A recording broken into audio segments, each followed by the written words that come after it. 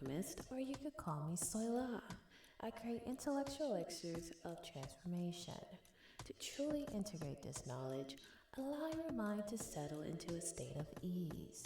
Take a breath and relax.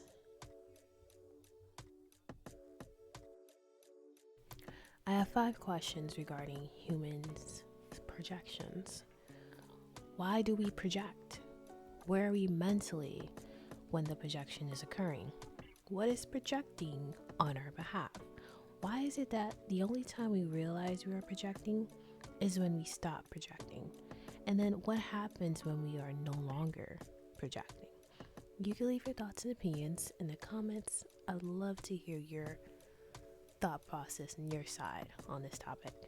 From my intro perspective, why we project can be due to several factors. It could be due to our upbringing, the trauma we have experienced, the fear of the unknown, anxiety, lack of self-esteem, preserving the ego, lack of self-awareness, which is a disconnection from thyself, stress, and a lack of information and knowing. And what I mean by lack of information is that because you don't know, you ended up having to learn through that situation. And these are several factors that can cause one to project. And sometimes you don't realize you're projecting until you're no longer projecting. So where are we mentally when we are projecting? Well, we are definitely in our brain. Now, in our brain, we have 4 lobes. It's divided into 4 lobes. We have the frontal, the parietal, the temporal, and the occipital lobe. So when we are projecting, a few of these lobes are not operating the way they should be. So now we have a disconnect within ourselves, because if they were operating together as one unit, we wouldn't need to project. We would see things for what it is, and we will remove ourselves from the situation. But because we're not seeing it for what it is, and we're not using our lobes in the way we're supposed to be, because there's a disconnect, now we're creating a illusion. Now we are living in our delusion and projecting that onto said situation or said person. And that is where we get caught up, because a lot of times when you try to think back to this illusion or delusion that you created, you can't recall everything, right? You can't recall every detail, why you did it, how you missed the quote unquote red flags. There's a disconnect, because if you were fully there and everything was working the way it was supposed to be, you would have just removed yourself out of the situation. There wouldn't be a need to project. So when we are projecting, we're having a disconnect with ourselves. We're having a disconnect with ourselves mentally and spiritually. And the lobes of our brain are not where they should be. And I know they said that the brain doesn't fully develop until we're about 25. So that would make sense for most of our decisions if we had made some not so great decisions before the age of 25. But at the same time, there are people whose brains aren't fully developed and they're still making better decisions. So I guess there's always a rule to an exception. 2 things can be true at once. What is projecting for us? Well, that is us. We are the ones psychologically projecting outward into our reality. We are the ones creating this illusion, which is feeding our delusion of what we want a given situation to be, or what we want a given person to be, when that is not doable. Because if it was doable, if it was realistic, you wouldn't have to project it out. Now, projection can occur in different forms. It could be as simple as you being angry and projecting that out onto someone who doesn't warrant your anger. And no one really warrants your anger, if we're being honest. And it can also be as simple as you projecting that this person is going to change their mind because you don't like their decision or you don't like their opinion. It could be projecting that everybody is the same, and we know damn well we are not. There are a lot of different factors. So those are different forms of projection, but we are the ones projecting it. It's not an outside force. This is all coming from the internal body. This is everything comes from within before it leaves us into the outward reality.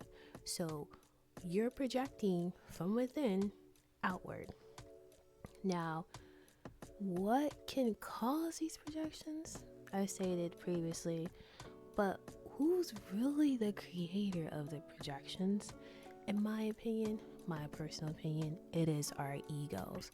Our egos create the projections we desire, from fantasies to fairy tales.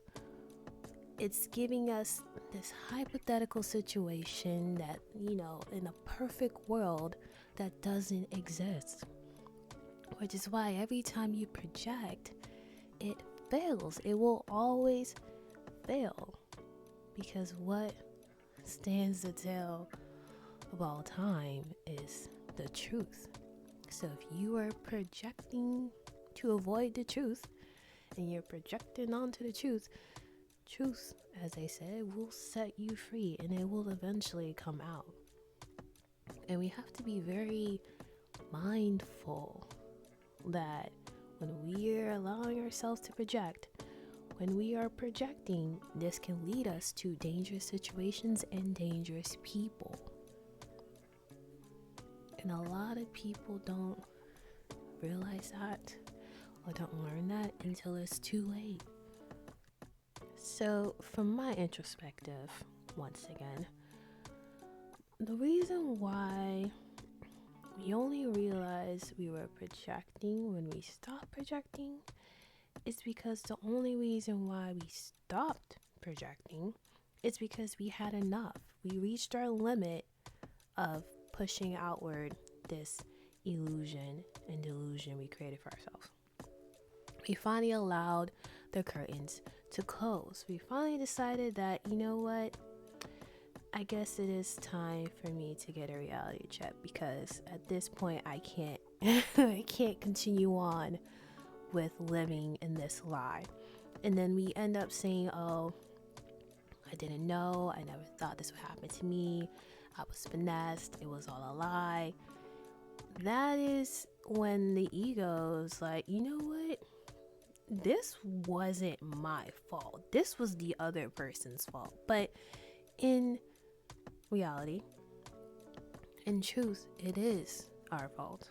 That's just as much as is the other person's fault. See, when we are living life, right, knowing we have unresolved issues, unresolved traumas, whatever the case is, whatever we have in the inside is going to show up on the outside. So because we weren't doing the internal work, we weren't doing our shadow work, the darkest side of self, reality, the physical, is going to show that to us. We're going to, in one way, shape, or another, have to endure it in the physical. If you don't deal with it internally, you will deal with it in the physical. And a lot of times that is why a lot of people get into certain situations, or they keep getting into the same situation, because they're not learning the lesson. They're not fixing what's going on internally, so it's going to keep showing up externally. So when the ego thinks that it's not its fault, it is the ego's fault. The ego loves to preserve its self-righteousness, and it doesn't like to be bruised. And that's probably another reason why, pretty sure I stated it before, we project. So what happens then when we no longer project? Well, when you are finally ready to live in your truth, because this is living in your truth, meaning we're not going to be pushing out any illusions and delusions. We're just going to take things for what they are. We're going to take the facts for what they are. This is where the truth, as I stated before, will set you free. Once you decide that you no longer want to project, you start seeing things for what they actually are.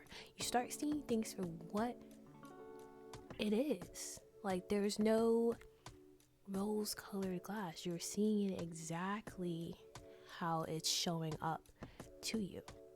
So that means your intuition is a little bit stronger, your discernment's a little bit stronger. You're able to see those glaring red flags clear as day.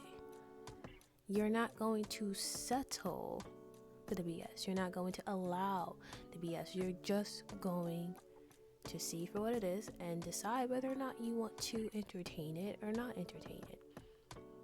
The truth sets you free. And a lot of people do not want to live in truth. They rather live in lies because it's more comfortable. And we have so many things that allow us to live in lies. We have toxicity, toxic music, toxic TV shows, toxic politics. Toxicity is in almost everything. Toxic foods. So when we have all of that to continue to feed our lives, I mean, most people are going to keep drinking the juice of lies. No one really wants to deal with the truth. The truth is too much work. It's too much to bear. It hurts our ego. It dissipates our fairy tale, the fantasies that we created for ourselves. Yes, some have been conditioned, but most of the times we allow that to continue on.